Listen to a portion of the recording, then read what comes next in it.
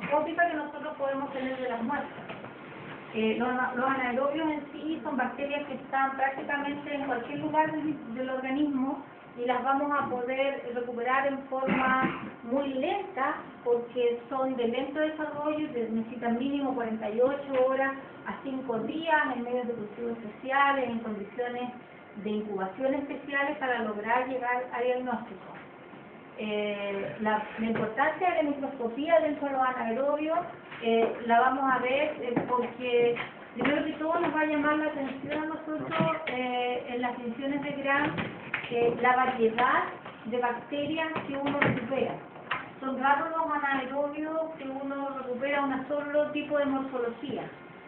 Normalmente los anaerobios están infectando lugares cercanos a mucosas, por ejemplo, a la zona abdominal, donde viven muchos anaerobios. Y eso hace que cuando uno ve un Gram con una morfología muy variada, lamentablemente está súper pixelado, pero aquí hay bacilos positivos, yo no veo mucho, no sé si se puede dar un poquito de foco. Ella es la aprieta el botón nomás, ya. Pero miren, primero que todo aquí lo que vemos, hace un cosito, abundante cantidad de bacterias, de todas estas bacterias, y morfologías diferentes. Hay cocáceas, hay bacilos, este es otro bacilo, y esto hace que uno empiece a pensar en la posibilidad de que haya mezclas. Y las mezclas, uno las empieza a ver como probabilidad de contaminación anaeróbica. Además, hay otra información importante que es que cuando llega una muestra de anaerobio bien tomada al laboratorio, el olor es súper fétido. Y se siente el olor desde que llega la muestra al laboratorio, si es que no llega cerrada, o desde que se abre el receptáculo en que viene, y cuando uno siembra y abre las placas también van a sentir algunos olores cuando veamos las placas, ¿ya? Siga, por favor. Importante la definición de las bacterias anaerobias. Siempre deben crecer en la atmósfera reducidas en oxígeno, reducidas bastante. Hay algunas anaerobias que son estrictas, como la bacteria que produce la sífilis, las leptospiras, las borrelias, no las leptospiras, las borrelias son las pirilos, que son muy exigentes, y son tan exigentes que uno ni siquiera logra darles el ambiente de anaerobiosis en las condiciones que nosotros decimos que están acá, en que está en un receptáculo cerrado con un indicador de producción de anaerobiosis y además con un generador de hidrógeno, ¿ya? Entonces, estas bacterias crecen en ambientes ausentes de oxígeno o en atmósferas muy reducidas de oxígeno y requieren siempre un bajo potencial redox, ¿ya? Ellas, casi todas, como siempre en microbiología nunca el 100%, carece de catalasa, pero hace que de alguna manera sean un poquito aerotolerantes. Siempre nos va a costar a nosotros llegar a diagnósticos de anaerobios, porque una que todo es la dificultad en el cultivo. La muestra tiene que llegar en condiciones especiales, tenemos que tener la incubación también de forma especial y vamos a necesitar medios que estén frescos, que estén enriquecidos. En este caso de la sangre, por ejemplo, tiene agregado vitamina K y está en incubación de anaerobiosis. La morfología microscópica, la variabilidad del Gram es bien intensa. Nosotros les hemos mostrado de alguna manera con dibujos algunos Gram, como por ejemplo los Fusobacterium, que son como de las bacterias anaerobias más como vistosas microscópicamente hablando, y son esos bacilos grandes, abusados, Gram negativos, que lo hemos visto cuando hicimos secreciones faringeas, ¿ya?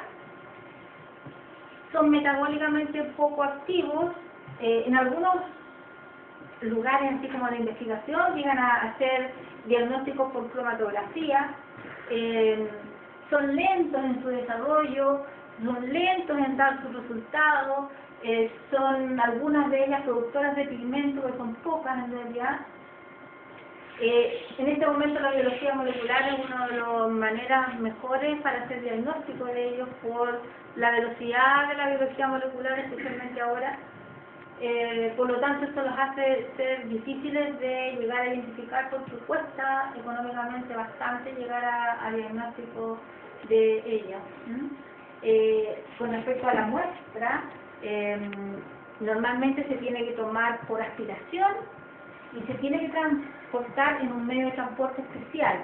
El mejor que hay hasta ahora es uno que se llama portagerm, y es un medio que viene con un indicador que es capaz de demostrar la presencia de oxígeno. Hay algunos lugares donde se hace el transporte en jeringas, pero esto no es ideal. Lamentablemente las jeringas son porosas, por lo tanto pasa el oxígeno a la jeringa y eso hace que la viabilidad que yo tenga para recuperar todas las probables bacterias que hay en esas muestras no sea muy buena, ¿ya? Ahora, todo esto son cosas en contra. ¿Cuán útil puede ser en realidad llegar a diagnóstico si nos vamos a demorar, si nos va a costar, si es todo difícil, si las técnicas son complicadas? ¿Cierto? Aquí hay algunas metodologías que nosotros, que ustedes ya conocen, de hecho. Las jarras pueden ser este tipo o este tipo, donde vamos a hacer el ambiente cerrado para lograr la producción de anaerobiosis mediante el generador de hidrógeno, nuestro indicador, que aquí viene siendo este. Este es nuestro indicador de esencia de oxígeno. Se va a producir una reacción donde el hidrógeno se va a juntar con el oxígeno, eso va a dar una producción de agua y cuando nosotros vemos que esto está con gotitas, normalmente es porque ya se consumió el oxígeno presente dentro del receptáculo. Y aparte de eso, cuando nosotros lo abrimos el indicador se pone azul intenso y en la medida en que se va acabando el oxígeno se va cambiando a un celestito clarito y incluso queda transparente en algunos casos. Hay lugares donde se trabaja con cámaras que son unas tremendas hasta piezas donde está con generadores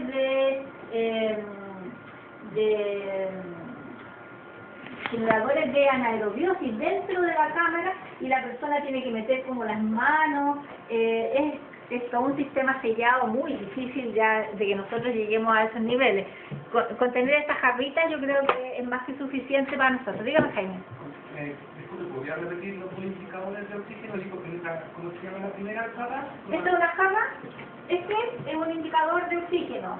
¿Es que se pone azul cuando hay oxígeno? Se pone azul cuando hay oxígeno y se va disminuyendo la intensidad del color hacia el celeste y el blanco cuando se acaba la presencia de oxígeno. ¿Blanco cuando está? Ellos generalmente el indicador es azul de metileno. Sí. Azul de metileno Sí. en condiciones de oxidación es azul y en Sí. condiciones de reducción es blanco. Es blanco. O transparente. Sí. Entonces, eso me indica que cuando se empieza a perder oxígeno, se empieza a reducir el azul de metileno y pasa de un color azul a un color que indica que en el sistema hay anaerobiosis, claro. El medio portación que yo les digo que es el medio de transporte también tiene el mismo indicador y también uno al agregar la muestra se tiende a poner un poquito azul en la superficie y después empieza a disminuirse solito porque la muestra siempre lleva algo de oxígeno. ¿Cómo era de las gotitas?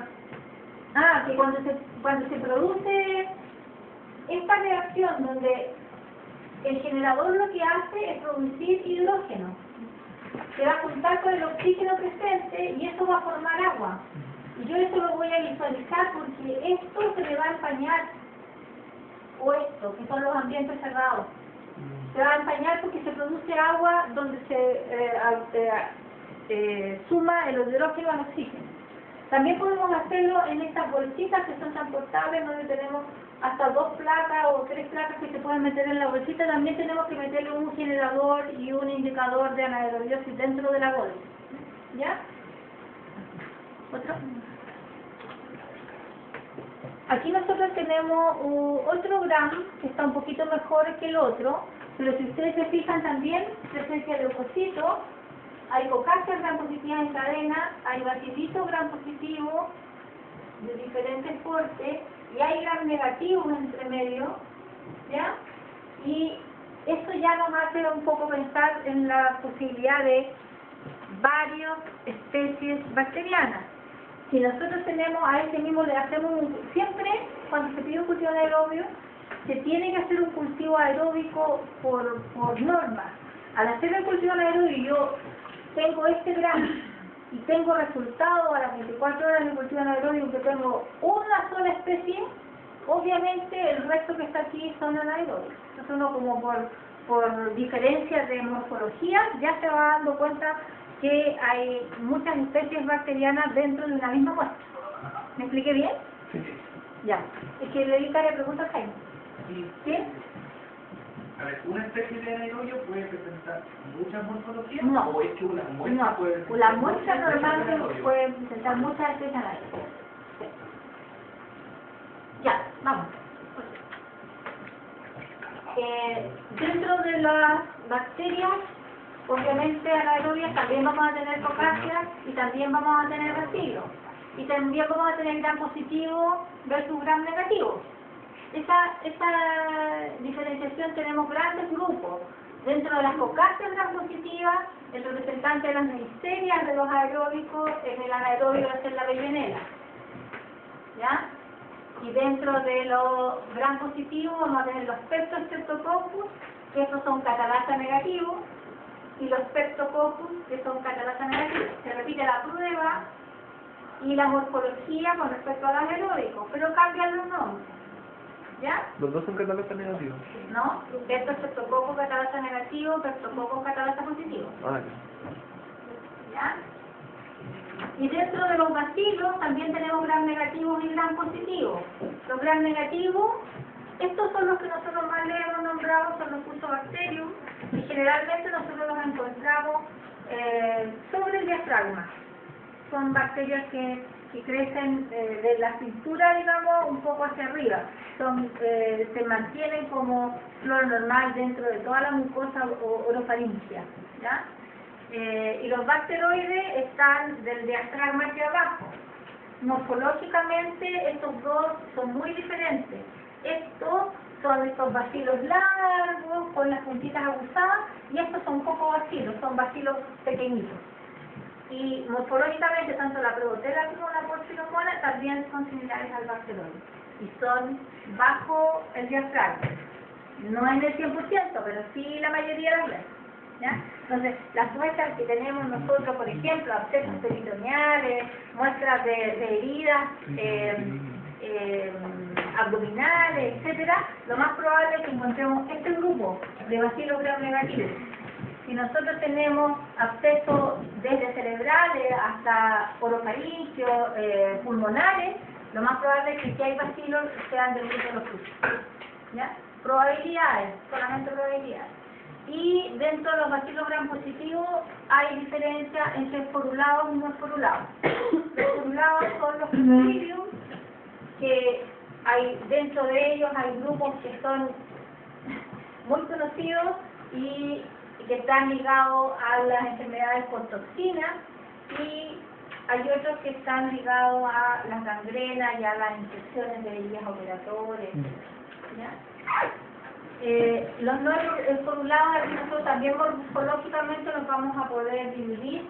Hay harta morfología muy típica dentro de los anaerobios que nos ayuda a hacer algunos diagnósticos o a acercarnos hacia dónde va esta bacteria.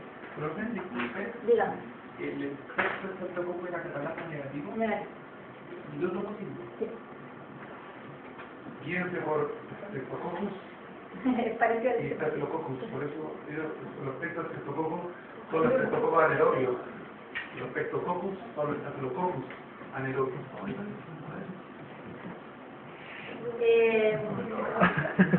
¿Para qué nos vamos a variar con tanto nombre? No, que... Aquí la cosa se pone, claro. Hay cambios taxonómicos donde una bacteria que era una se transformó en tres porque haciéndole PCR y haciendo el diagnóstico a través de biología molecular eran tres tipos diferentes y ahí la cosa se transforma en algo que no acaba nunca, pero de hecho recuerdan que la cantidad de bacterias que hay cada día crece más porque cada día se van conociendo más. Es un poco como nuestra propia fauna. Sigamos.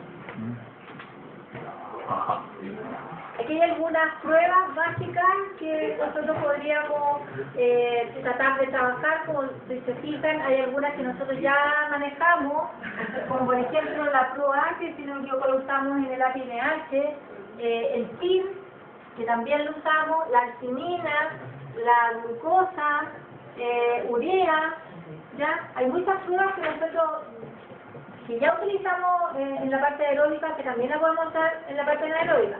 Muchas de ellas, las que son enzimáticas, se hace que la colonia se crezca, la tenemos pero absolutamente aislada, y una vez que la tenemos aislada, le podemos hacer la prueba, si es enzimática, como por ejemplo la catalasa, en forma instantánea. Pero hay algunas pruebas que uno tiene que sembrar el tubito, volverlo a incubar en la anaerobiosis y esperar el resultado de la prueba. Los anaerobios son así, son lentitos de trabajar. Sigamos. En general, los tipos de infección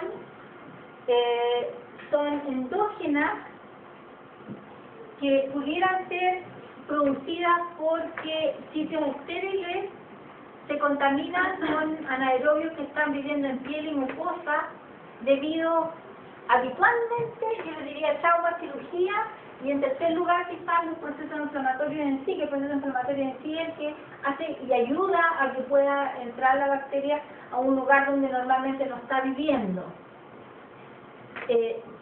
También hablamos de el tipo de infección endógena, pudiera ser por desequilibrios en la flora, y ahí nosotros, el mejor ejemplo que ustedes ya lo conocen, de tienen que acordarse de la angina de Linsen. ¿Se acuerdan de la angina de Linsen? En que hay una mezcla de un Fusobacterium con una Borrelia que por desequilibrio de flora borran el resto de la flora y producen la infección a nivel de faringe. ¿Ya? Si nosotros pensamos que en el tipo de infección endógena, pudiera ser, por ejemplo, introducción de espora a través de un clavo oxidado, como ustedes se recuerdan de algunas infecciones, por toxinas, trauma, cirugía, mordedura. Esto es muy importante. Las mordeduras de todo tipo, pueden ser de animales y pueden ser humanos. La boca es un lugar donde vive una cantidad de anaerobios muy importante. Por lo tanto, las infecciones producidas por las mordeduras son graves. Y dentro de ellas, las mordeduras del ser humano son de las más graves.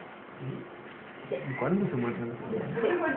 Así que cuando alguien se porte mal, ya saben lo que tienen que hacer. Hay que el tipo de infección endógena dice que utiliza sitios estériles y la piel y la mucosa, pero que está en piel ya no salía como presencia de oxígeno ese anaerobio. Sí, pero viven igual porque ellos se acumulan en un lugar y ellos solo forman su locus sin oxígeno presente. Si fuera por tu manera de pensarlo, podríamos tener anaerobio en el pulmón. Sí hay, porque se producen en lugares donde se cierran, ¿cómo se llama? Se protegen entre ellos y dentro de ese lugar se produce como un biofilm pudiera ser, claro. Los accesos, por ejemplo, son lugares cerrados donde ahí está el anaerobio y no entra el oxígeno que está afuera.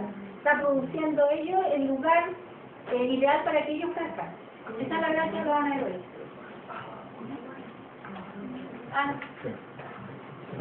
Esto es un poco las infecciones como más comunes, por así decirlo, en los diferentes tipos de órganos. ustedes se fijan, podemos partir, por ejemplo, de una absceso cerebral, que realmente son infecciones producidas por tratamientos dentales. Otitis, infecciones dentales, sinusitis, mastoiditis a nivel de equipo, especialmente también después de trabajos dentales o de otitis crónica. La sinusitis también se producen muchas por anaerobio. Abscesos pulmonares, neumonía. Esta neumonía se produce específicamente cuando la persona tiene problemas de deglución, que puede ser por una baja en la capacidad de deglutir y respirar al mismo tiempo, como por ejemplo cuando hay un exceso de alcohol, cuando hay droga, la persona no maneja su respiración correctamente y pudiera aspirar parte de su saliva o de su vómito. Y eso le produce una neumonía oxidativa. ¿Ya? Estas son infecciones, y esas neumonias son por cantidades de bacterias importantes. Estos ya son procesos endógenos, un absceso hepático, no es porque alguien pudiera hacer una herida penetrante que le produzca un absceso por anaerobio hepático.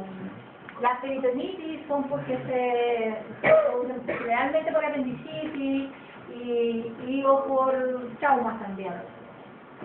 Esta es una infección producida por el Clostridium difficile, que una época que estuvo bien de moda. Yo espero que hayan leído en algún momento la noticia. Sí. Había muchos hospitales en Chile que estaban muy preocupados por ese tipo de bacterias que se producen. Nosotros podemos ser portadores, pero hay una alteración en la flora debido a los antibióticos, crecen en forma desproporcionada una variedad de Clostridium difficile que produce esta enfermedad que es bien grave en un paciente que está hospitalizado con las defensas bajas, con tratamiento antibiótico y que hace que se agrave aún más. Es una enfermedad que pudiera llegar a la muerte del paciente. De hecho, el paciente que se ha muerto por colitis pseudomembranosa. ¿Cuál es la colitis pseudomembranosa? Sí, sí. Esto es por todo lo que es las infecciones de la mujer, endometritis, absceso tubovárico, bartolinitis, vaginosis inespecífica, son parte de las que nosotros nombramos. Aquí se refiere específicamente a Mobilucus, que nosotros le dijimos que era un bacilo gram negativo cursito y que es anaerobio. Nosotros nunca lo vamos a recuperar en nuestras muestras de flujo vaginales normales. ¿Ya? Importante también la fascitis necrotizante, la gangrena, osteomielitis.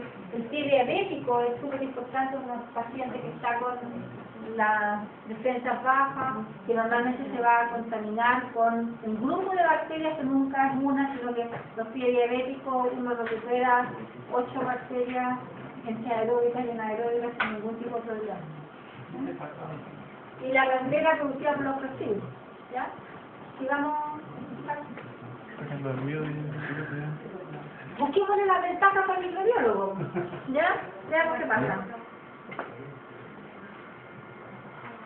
Las infecciones anaerobias, dentro de todo el grupo que yo les nombré, pueden ser necrotizantes, producir necrosis de piel. Ahí ya se puso negra la piel del paciente. Y eso nosotros, si tomamos una tópica y tomamos una muestra, la verdad es que no vamos a tener una buena recuperación ni de anaerobio, ni de... porque la flora está muy externa. Estas muestras normalmente se tienen que tomar en paralelo donde se hace un aseo quirúrgico y se envía un trocito de tejido y se muele y ahí se siembra el anaerobio. Tiene que ser muestras muy bien tomadas. Normalmente para que una persona se mejore de una lesión, tiene que llegar primero un aseo quirúrgico. Una vez que ya pasó el aseo quirúrgico, hay una evolución hacia la mejoría. ¿Ya? Tenemos miren, chiquillos, bacilo gram negativo, cocacia gram positiva. Ahí hay otro tipo de cocacia que es más grande que esta otra.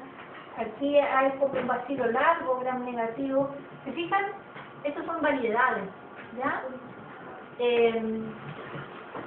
Generalmente, yo lo que les decía, que para nosotros diagnosticarlas no es tan terrible porque ya partimos con el olor, con el olor que existe, ya podemos decir, pudiera haber un anaerobio presente. Esto para nosotros es una ventaja porque ya vamos bien encaminados para hacer diagnóstico, ¿ya? Generalmente la patogenicidad está dada porque son infecciones polimicrobianas, y otra ventaja para nosotros es que tiene una sensibilidad antibiótica predecible. Por lo tanto, ya teniendo una morfología bien hecha, microscópica, la sensibilidad antibiótica ya debería ser manejada por el médico tratante, ¿ya? Eso es una ventaja, por favor. Aquí hay un estudio de 10 años en el ISP donde le llegan las muestras. Quizás no es muy real, en el sentido que el transporte de estas muestras para que lleguen al ISP también corre el riesgo de que se mueran en el camino. Por lo tanto, las cantidades que están aquí no son como muy importantes. Imagínense que el tipo de heridas no son ni 500 muestras en 10 años. 10 años. Entonces, no, yo creo que en muchos lugares no se hace un diagnóstico real. Haber recuperado, no sé, 20, 30, 66, 76, 78, 100 bacteroides frágiles en 10 años, muy poco. Es muy poco. Yo creo que eso no es como lo lógico. Cuando uno trabaja en anaerobio en algún lugar, en algún centro como grande, donde se parte tomando la muestra correctamente, procesándola correctamente, esto es muy bajo.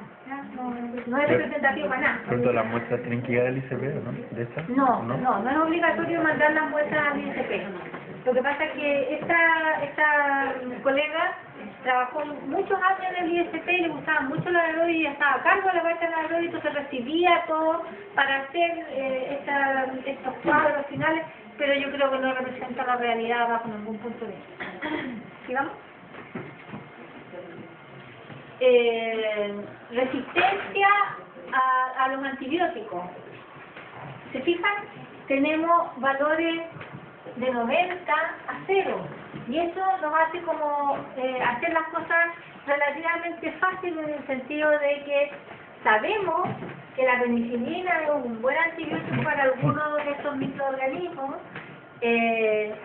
pero por otro lado, si estamos pensando en variedad de antibióticos mirados desde la definición de grano hacia adelante, por ejemplo, este tipo de antibióticos anda súper bien porque la resistencia es prácticamente nada, ¿ya? Entonces tenemos sensibilidad predecible, ¿ya? Eso es muy buena. La clinda es muy utilizada en tratamiento antibiótico, la penicilina es muy utilizada en tratamiento antibiótico, y de ella se tiran algunas cosas como el metronidazol, el clonazepam, pero entre la penicilina y la clinda son como de las más utilizadas para todo lo que sea tratamiento.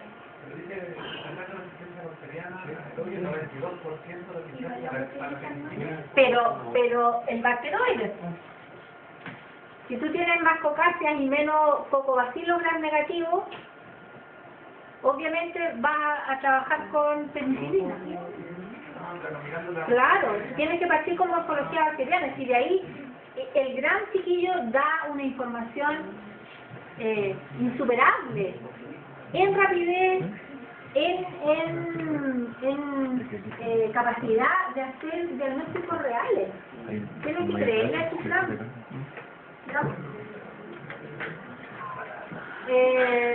Bueno, ahí hacen el porcentaje de sensibilidad, que es al revés, ¿no es cierto? Pusieron un poquito más de antibióticos, entonces personas, se fijan que igual de todas maneras es buena. Pusieron antibióticos que en anaerobio, por ejemplo, el imipenem no se usa, a pesar de que tiene una muy buena sensibilidad, pero en general no es un antibiótico muy utilizado porque se utilizan otros antibióticos menos tóxicos. Siempre tenemos que ir pensando, o menos caros, ¿no? ¿Sigamos? ¿Cuándo deberíamos hacer en el laboratorio o cuándo deberíamos recibir sin poner ningún tipo de problema un cultivo anaerobio? Acceso cerebral, obviamente, accesos pulmonares, en general accesos de muestras bien tomadas, sí son muestras rendidoras. Peritonitis, siempre que sea una peritonitis espontánea, pero normalmente la cantidad de bacterias recuperadas de una peritonitis son tantas que a veces basta con hacer un buen diagnóstico aeróbico más un buen gram y el resultado es prácticamente igual. En la gangrena, sí. Y este es otro de los anaerobios que uno puede recuperar muy bien.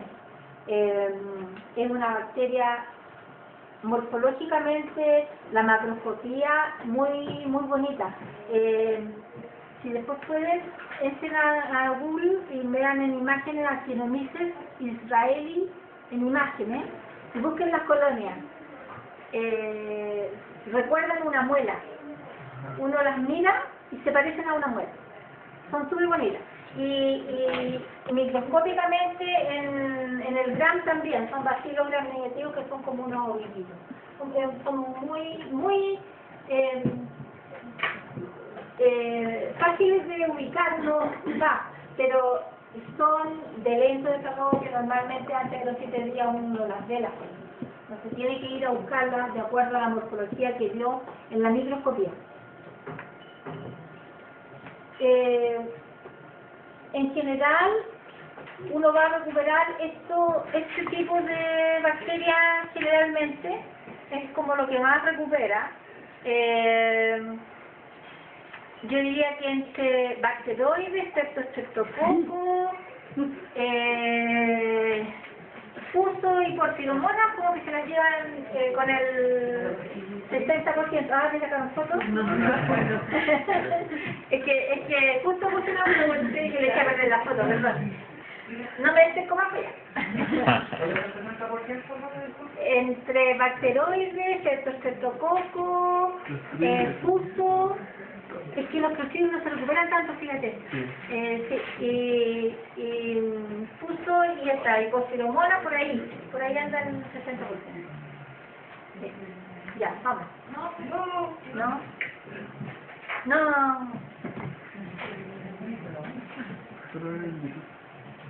Yo voy a subir también. Gracias. Ya, vamos. Miren los gramos. Miren. ¿Qué tiene ahí? Espora.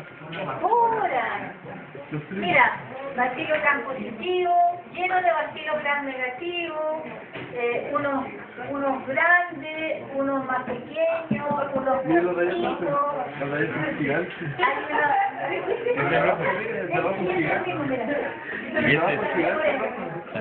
¿Y el de abajo acá?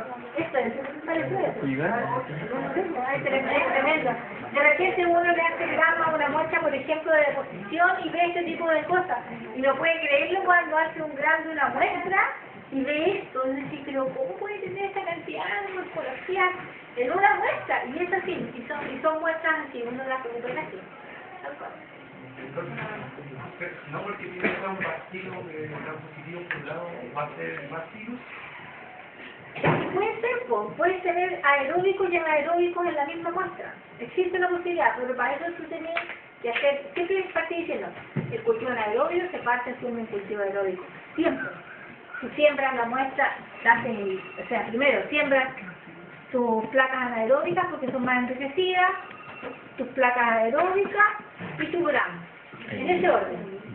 Tu anaeróbico lo incubas en anaerobiosis, los aeróbicos lo pones en estufa, el gram es la muestra. Y ahí partes con tu gram diciendo tengo tanta morfología y después ves tu cultivo aeróbico que lo vas a abrir a las 24 horas y vas a decir, no sé, tengo 2 tipos y la morfología me corresponde a esto. Ya, ¿cuántos me quedan en el anaeróbico? El anaeróbico empieza a leer a las 48 horas y empiezan a buscar morfológicamente cuáles son diferentes, tienes que comprobar cuál es aeróbico y cuál no, y ahí hacerle pruebas y llegar a diagnóstico. Pero este diagnóstico anaeróbico es lento, ¿qué es el problema que hay en los anaeróbicos? Y la Actinomyces, sí, mírenlo, a ver. Ah, ya, la vi también. Mándame por WhatsApp. La quita, ya. Quita, ¿no? Ya, vamos. Póngale cero.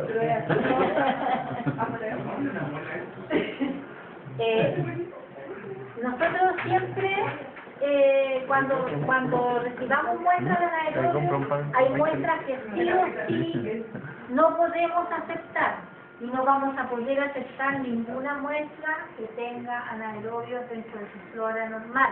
¿Cómo? Expectoración, orinas de segundo y de primer chorro, flujos vaginales, pus superficiales, fístula, cualquier muestra que pudiera estar contaminada con algún tipo de flora normal y tónula sin medio de transporte anaerobio. Eso es básico para decir sí, entra al laboratorio o no entra y llega hasta aquí. Por favor, no quieran hacer de bueno y recibir cosas que no se deben recibir, porque es un gasto de plata gratis y en la práctica que no se le sirve a nadie. No le está haciendo una ayuda ni al paciente, ni al doctor, ni al laboratorio, ni para su trabajo. Entonces, al final de cuentas, uno se va haciendo cosas en contra de uno. ¿Ya? Estas sí son muestras que son, si ustedes se fijan, cerradas, tomados por procesos quirúrgicos y donde en realidad la muestra sí es representativa del proceso que nosotros deberíamos pensar que pudiera haber una anaerobia en polinización del brazo. ¿Ya?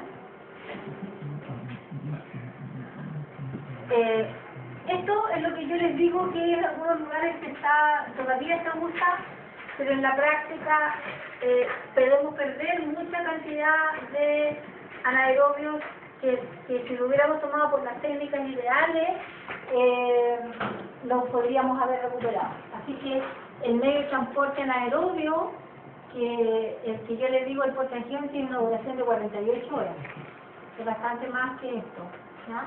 Las muestras de tejido, esto sí que uno no lo puede poner dentro del medio de transporte anaerobio, tiene que llegar el trocito de tejido al laboratorio y en general no más allá de 30 minutos. La muestra de biopsia, no tiene que ser transportada en forma anaeróbica porque no se puede. Es un frasco de estos de orina, que es un frasco seco y estéril que ponen el trocito de piel y llega al laboratorio.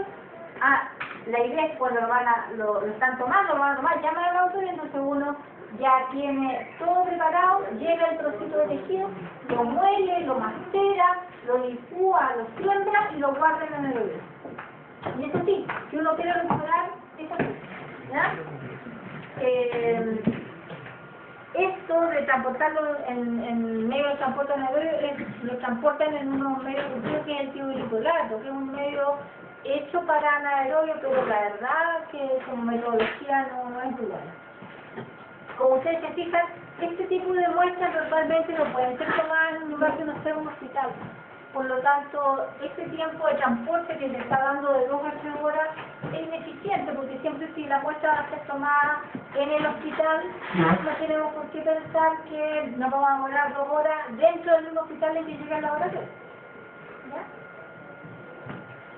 Y las tórulas cada día se usan menos. Hay algunas tórulas que son realmente con transporte anaerobio, que también son portagemas, en que se toma la tórula y se introduce en un agar que queda como profundo de dentro, es como un tubo parecido a los relojes de inglés que ustedes vieron, con agar casi hasta arriba, y la tórula se introduce adentro, y también tiene el indicador de sulfuro metileno para saber si se está generando mucho oxígeno dentro de él.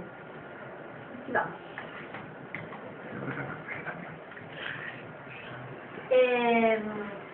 Hay una manera de mejorar la calidad de nuestro GRAM y es alcalinizando un poquitito el violeta esencial. Para eso, esa técnica es la tinción de Hacker, donde la violeta esencial nosotros mezclamos mitad de violeta, mitad de bicarbonato de sodio al 1% y teñimos con violeta y después hacemos el GRAM en forma igual a como lo hacemos siempre. ¿Ya? ¿Es tinción de Hacker? Es la tinción de Hacker. ¿Cómo para calcular? H-U-C-K-E-R. Esta es la tinción del Hacker. Y lo que yo les decía es que lo que se hace normalmente es sembrar una garzangre anaerobio, una garzangre que se va a incubar en CO2, que sería como el cultivo corriente. Este es un medio optativo, que es un medio que viene con un inhibidor que hace que crezcan solamente los bacilos gram negativos anaerobios en él. Por eso dice ahí que es optativo. ¿Ya? Porque viene con canamicina. Con canamicina, sí. Entonces, al hacerlo selectivo y anaerobio, hace que aquí no crezcan las cocáceas tan positivas, sino que solamente las cocáceas, las bacilos gram negativos. Entonces, equivale como un McConkey, pero anaerobio. ¿Ya? Este es un caldo tioglicolato y también se puede trabajarlo en cultivo en frascos que son específicos para hacer el cultivo anaerobio. Que la técnica de toma de muestra y de incubación es la misma. Lo único que cuando uno se la resiembra la tiene que resembrar en medios especiales anaerobios. Otro graf bonito. Este es un tipo, este es otro tipo. Aquí tenemos células. Morfologías diferentes. Se fijan, miren, este es un bacilo cortino y un bacilo largo.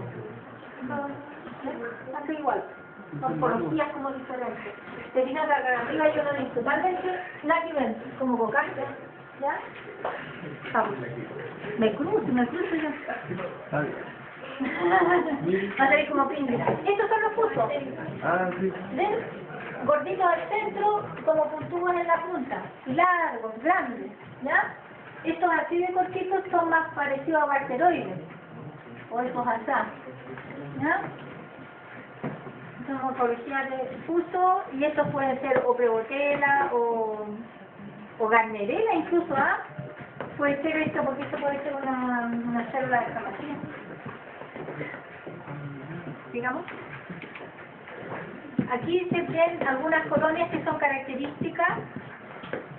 Estas son bacterias pigmentadas, lo más probable es que sea una porfiromona, es un bacilo gram negativo pequeñito.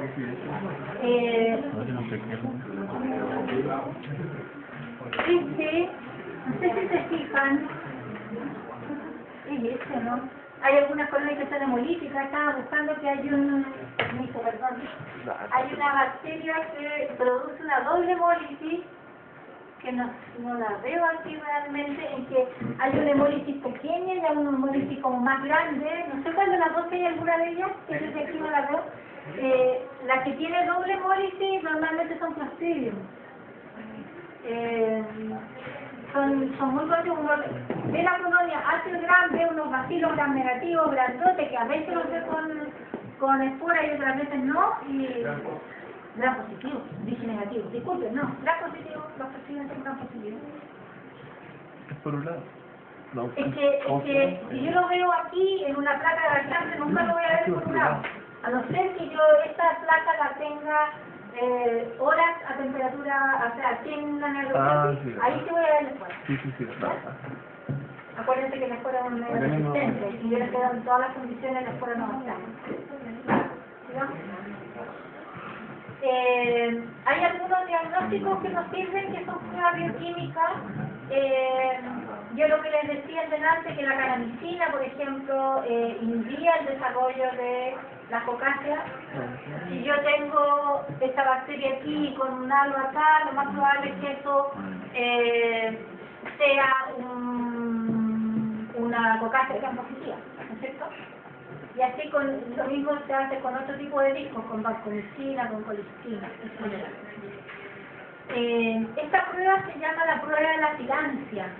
No es muy utilizada, la verdad es que uno debería a lo mejor usarla más, porque no sé, si tenemos KOH lo vamos a hacer, porque uno prepara KOH al 3%, y pone una gotita de KOH, saca una asada de bacteria, la mezcla un segundito y después la levanta. Si se produce esta filancia, significa que son gram negativos. Y si no se produce la filancia, son gram positivos. Y eso de repente nos sirve mucho cuando uno tiene problemas con los gram, para saber en realidad si estamos frente a un gram negativo o un gram positivo. No se usa mucho en general, pero es una prueba buena. Es muy buena. ¿Ya? aquí hay varias pruebas diferentes. Si ustedes se fijan, grupo bacteroide da KOH positivo, por lo tanto hay gran negativo. Ciertos cetococcus, Clostridium da financia negativo, son gran positivos. Ahí les dice, ¿Cómo es? Finlandia. F-I-L-A-N-C-I-A. Finlandia.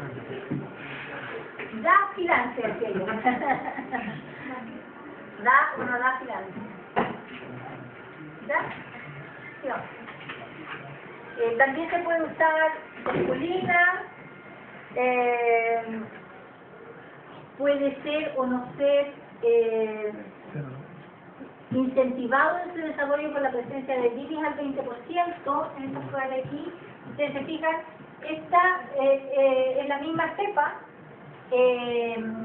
pero hay un tubo que tiene bilis y este tubo tiene bilis y este otro no tiene. Entonces, si yo le agrego bilis, se estimula el desarrollo de esa bacteria frente a la bilis. ¿Ya? Se puede hacer indol, que es el reactivo del DACA, que debe dar el rojo que ustedes conocen con el COAC, da fluido. Y la catarata es la típica producción de oxígeno. La esculina que se usa, no se usa la garbitin esculina, se usa el caldo esculina que también da positivo negro versus el... Aquí no le ponemos la bilis agregada. Y el citrato férrico neutral, en realidad no me acuerdo cómo se hace, pero ¿qué sabía eso del citrato férrico? No sé la prueba. No aplica. No lo sé hacer, había que buscarla como técnica. No aplica. Sí. No aplica. No aplica. ¿Le gusta eso? Dice no aplica. Ya, vale. Aquí hay una prueba, la misma prueba que hicimos, como para poder llegar a nombres de algunos tipos de las especies que nosotros hemos estado revisando.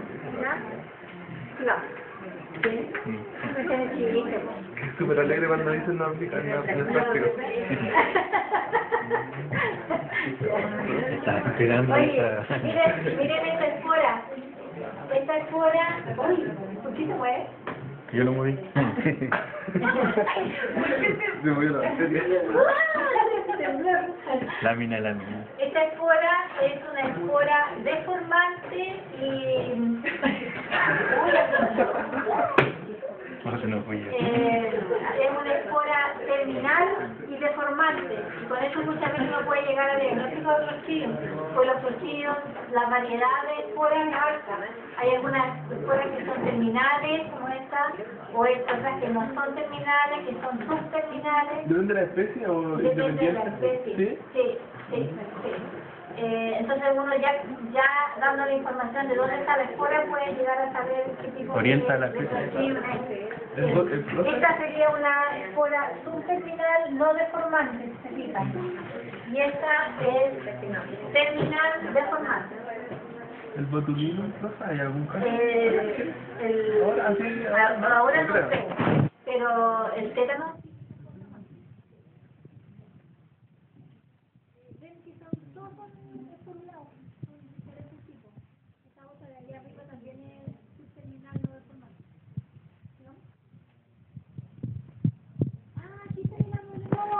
Mire, hay una que es como más chiquita y la otra que es como más grande. Sí, el de allá se ve mejor bien, el de allá tiene una...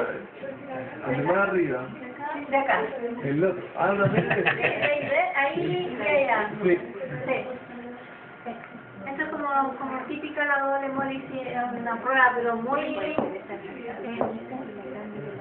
Es que una hemólisis más suavecita, la más grande, y la otra es más intensa, más pequeña la colonia. ¿Ya? Ni una señal. ¿Y de qué color es la colonia? La colonia es como es como ver casi un bacilo tan negativo de los de acá, y que tiene como bordes súper irregulares, es como que lo veo así tirado, porque se ve así como... Entonces es grande la cosa. Es grande, sí. Es grande y no regular. Y irregular, de bordes muy irregulares. Mira. Otro tipo de prueba. Aquí nosotros vemos, por ejemplo, una gelatinasa positiva, en que se ve el lado de ¿cómo se llama? Donde la enzima actuó, y acá otra bacteria que es la gelatinasa negativa. La lecitina, nosotros vemos, yo no sé por qué se ve esto así grande, tan grande. Porque aquí está producida, pues la lecitina está sembrada una línea y acá una línea. O sea, la lecitina se ve como un halo prácticamente alrededor de la colonia. Y la lipasa es como brillo, como medio metálico, así como aceitoso. ¿La lecitinasa positiva de la de abajo? La de abajo. La de abajo es la lecitinasa positiva. Sí. Y con estas podemos llegar al diagnóstico de los diferentes tipos de Clostridium en general. Este es un medio ella, que busca la lecitinasa y la lipasa. Y se llama Agar, por eso se llama ella. ¿Vale? Ahí para llegar al diagnóstico de Clostridium hay diferentes tipos. El botulinum, el subterminal. Mira, lo único que pusieron de prueba para el Clostridium era que tenía una espora subterminal.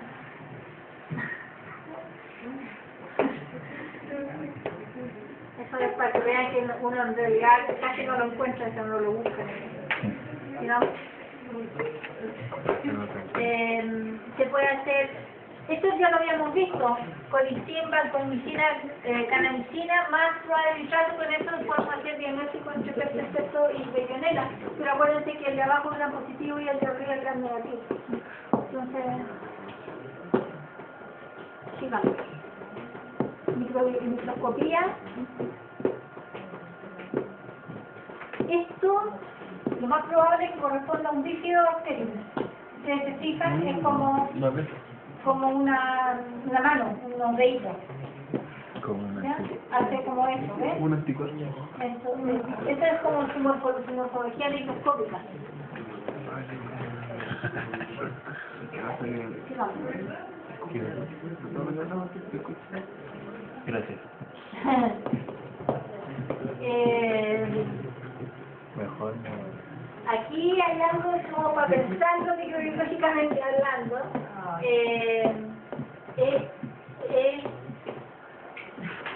¿Cómo le podría decir? No es motivador para el microbiólogo llegar al diagnóstico de un anaerobio, más si estamos hablando de 5 o 6 cepas diferentes, porque es un arduo trabajo, pero el problema está en que cuando uno llega con el diagnóstico, el paciente o ya se fue a la casa o ya se murió.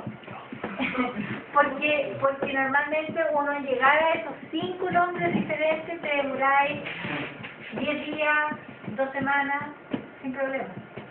Entonces, todo ese trabajo, ¿cuánto en realidad valió la pena?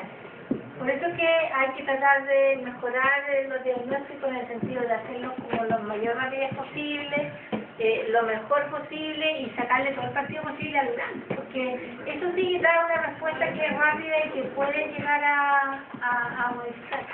Entonces, microbiológicamente hablando, como les digo, no es una cosa que uno le retribuya elogios o de alguna manera las gracias. No, sí, parece que es probable. Les quedan dudas, chiquillos, a lo mejor muchas, pero si tienen algunas preguntas, ¿no? Ya. Sería. Clase final. Camarógrafo.